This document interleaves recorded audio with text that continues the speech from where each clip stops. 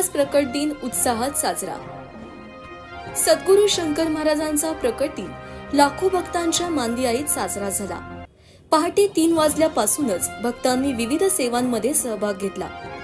समाधी ट्रस्ट तर्फे मृणालिनी जोशी लिखित शंकर लीला या चरित्र ग्रंथाचे ऑडिओ बुक व 2024 दैनंदिनीचे अनावरण डॉक्टर संप्रसाद विनोद व माजी आमदार उल्हास पवार यांच्या हस्ते संपन्न झाले। तसेच 31व्या रक्तदान शिबिराचा शुभारंभ होऊन 10,000 रक्तपिशव्या संकलनाचा टप्पा पार पडला। संप्रसाद विनोद म्हणाले, शंकर महाराजांच्या बाह्य स्वरूपावर जाऊ नका, तर त्यांच्या आत दडलेला शंकर जाणा। अवलियांना एकांत हवा असतो, म्हणून ते बाह्यरूप बावळे व व्यसनी असल्याचा भास निर्माण करतात। उल्हास पवार म्हणाले, संतांचे उत्सव साजरे करताना भक्तीचे प्रदर्शन करू नये, तर संयम बाळगून शांतता राखून त्यांच्या शिकवणुकीने पालन करावे। या प्रसंगी विश्वस्त अध्यक्ष सुरेंद्र वाईकर यांनी कार्यक्रमाची प्रस्तावना केली। या प्रसंगी विश्वस्त सतीश कोकाटे, मिहिर कुलकर्णी, डॉक्टर पी.डी. पाटील, राजा सूर्यवंशी, निलेश मालपाणी व प्रताप भोसले उपस्थित होते। पवित्र दिवशी आपण प्रमुख 3 कार्यक्रमांचे आयोजन केलेले आहे। त्या कार्यक्रमासाठी आपण सगळे आज उपस्थित आहोत। ट्रस्टच्या वतीने मी सर्व उपस्थितांचे स्वागत करतो। सोन्याहून सुद्धा पिवळा दिवस आज उजाडला आहे असं म्हणायला हरकत नाही। जीवनधारी कार्यामध्ये आपल्यावर कुणीही चरित्र लिहू नये असं वारंवार वाटायचं आणि त्यांनी अनेक भक्तांना विरोध केला की माझं चरित्र लिहायची गरज नाही। याचं कारण असं की ज्ञानेश्वरी आहे, तेव्हा आता ज्ञानेश्वरी नंतर कुठलंही अध्यात्म किंवा तत्वज्ञान लिहिण्यासारखं उरलेलं नाही। त्यामुळे महाराज स्वतः हे ज्ञानेश्वरीचे उपासक होते। त्यामुळे अनेक लोकांनी खूप प्रयत्न केले, पण कोणी महाराजांवर काही फारसं लिहू शकलं नाही। 63 साली पहिल्यांदी जी.के. प्रधान, गोपाळ खंडेराव प्रधान, त्यावेळेचे IAS अधिकारी, यांनी towards the silver crest of Himalaya हे इंग्लिश पुस्तक लिहिलं। त्या पुस्तकाला सुद्धा अतिशय डिटेल्ड असं प्रिफेस महर्षी विनोदांनी दिलेलं आहे। 5 भागामध्ये आहे। अत्यंत सुंदर ते पुस्तक झालं महाराजांचं पहिलं। पण महाराजांच्या जीवनधारी कार्यामध्ये असताना त्यांचा सहवास लाभलेले डॉक्टर धनेश्वर, ज्ञाननाथजी रानडे आणि ज्ञानेश्वर तांदळे यांनी काही त्यांना महाराज कसे भासले असं लिहून ठेवलं। मृणालिनीताई जोशी यांनी शंकर लीला हे पुस्तक किंवा ग्रंथ लिहिला। त्याच्यामध्ये त्यांनी महाराजांचे चमत्कार किंवा हे न देता संपूर्ण महाराजांची आध्यात्मिक बैठक काय आहे किंवा महाराजांना ज्ञानेश्वरीची प्रत्येक ओवी कशी अंगी करावी हे जोशी मॅडमने अत्यंत सुंदर त्या पुस्तकामध्ये लिहिलं। म्हणून ट्रस्टतर्फे असा विचार करण्यात आला की ऑडिओ बुक आपण करावं का शंकर लीलाचं। तेव्हा शीतल जोशी आणि संजय डोळे या दोघांनी हे व्हॉइस कल्चर ऐकून दाखवलं। त्याच्यानंतर आज आपल्यामध्ये इथं मृणालिनीताई जोशींचे चिरंजीव विभास जोशी इथं आहेत आणि त्यांनी जे प्रिंट मीडिया आहे त्याच्या व्यतिरिक्त ऑडिओ किंवा मीडियासाठी ऑडिओ बुक तयार करण्यासाठीचे हक्क शंकर महाराज समाधी ट्रस्टला प्रदान केले। त्यामुळे त्यांचं पहिलं मी अभिनंदन आणि कौतुक करतो।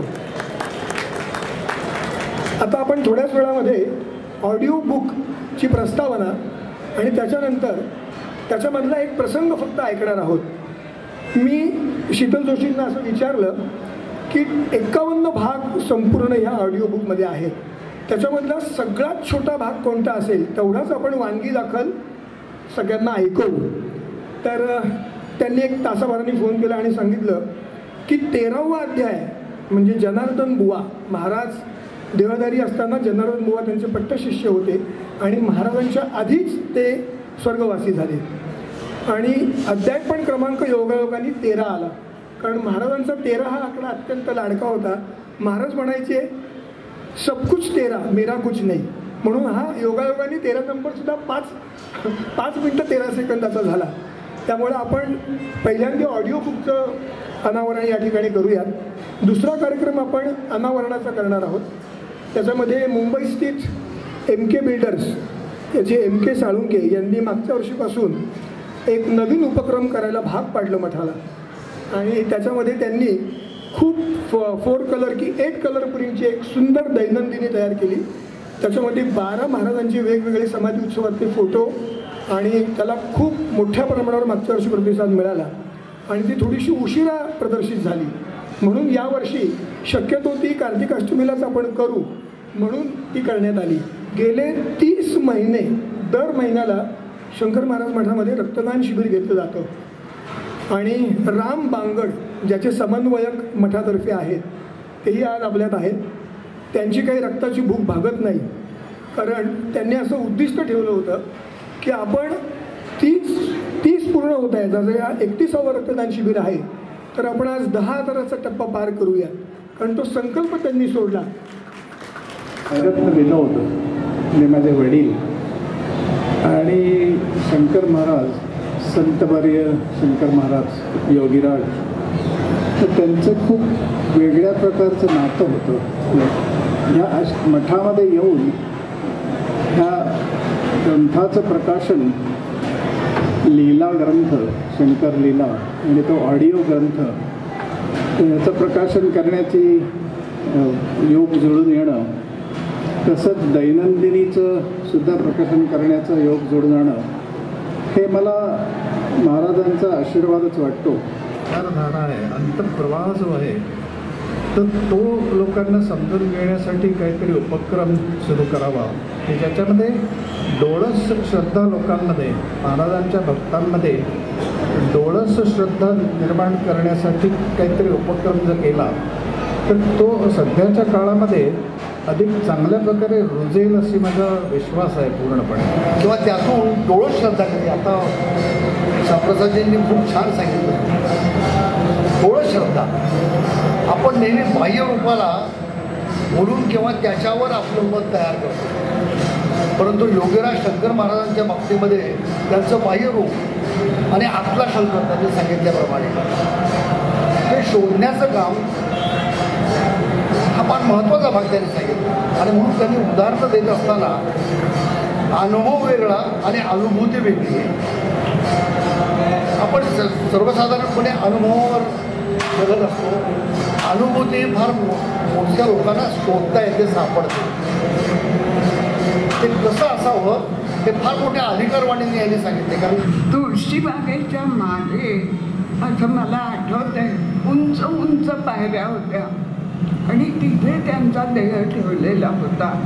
आप्पांनी त्या तांब्याच्या तारांचं, म्हणजे मी आय विटनेस आहे बरं का, मी हे सगळं पाहिलेलं आहे की त्यांच्या मुखामध्ये ते तारेचं टोक घातलं, त्यांच्या हृदयाला एक तारेचं टोक लावलं, स्वतःच्या भोवती तारा गुंडाळून घेतल्या, एक खिडकीतून बाहेर अर्थिंग म्हणतो ना आपण, अर्थिंग तसं एक टोक बाहेर काढलं.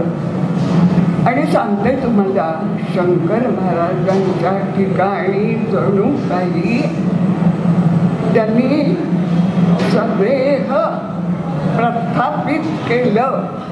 आणि मला आठवते शंकर महाराजांनी गेलेल्या त्या स्थितीमध्ये सुद्धा आप्पांच्या पोटावर ओंकार काढला.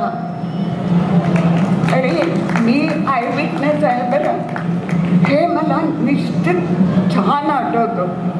आणि त्यानंतर आप्पांनी केलेल्या ओव्या किंवा ज्ञाननाथ रानडे यांनी लिहून घेतलेल्या ओव्या, या सगळ्या त्या प्रसंगाच्या साक्षीदारच आहेत.